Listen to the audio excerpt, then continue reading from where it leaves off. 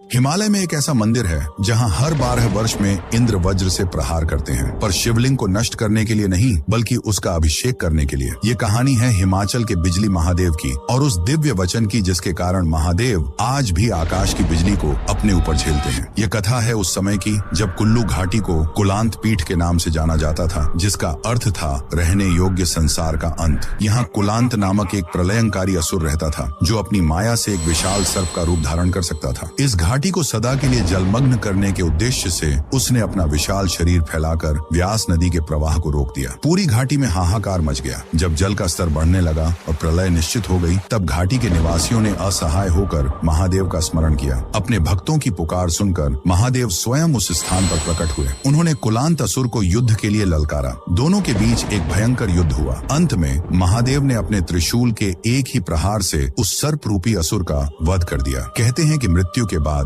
उस असुर का विशाल शरीर एक पर्वत में बदल गया। आज भी कुल्लू घाटी का फैलाव उसी असुर के शरीर जितना माना जाता है। पर कहानी यहीं समाप्त नहीं हुई। उस असुर का वध करने के बाद महादेव ने उस घाटी के निवासियों को एक वचन दिया। उन्होंने कहा, आज के बाद इस घाटी पर आने वाली हर प्राकृतिक आपदा, हर आसमानी संकट को मैं स्वयं अपने ऊपर धारण करूंगा। उसी वचन को निभाने के लिए महादेव उस पर्वत की चोटी पर एक शिवलिंग के रूप में स्थापित हो गए और तभी से हर 12 वर्ष या उससे भी पहले जब भी उस घाटी पर कोई बड़ा संकट आने वाला होता है तो आकाश की सारी नकारात्मक ऊर्जा बिजली बनकर उस शिवलिंग पर गिरती है। वह प्रहार इतना प्रचंड होता है कि शिवलिंग खंड खंड हो जाता है। तब मंदिर के पुजारी उन खंडित टुकड़ों को मक्खन और सत्तू के लेप से पुनः जोड़ते हैं। कुछ ही महीनों में वह शिवलिंग पहले की तरह ठोस और अखंड हो जाता है। ये टूटना विनाश नहीं, ये महादेव का अपने भक्तों की पीड़ा को सोख लेना है। ये इस बात का जीवंत प्रमाण है कि एक देवता अपने भक्तों के लिए ढाल बनकर खड़ा है, जो हर आघात को पहले अपने ऊपर लेता है। उस बिजली महादेव के सम्मान में जो अपने भक्तों के लिए वज्र का प्रहार भी सह लेते हैं। कमेंट्स में ओम नमः शिवाय अवश्य लिखें।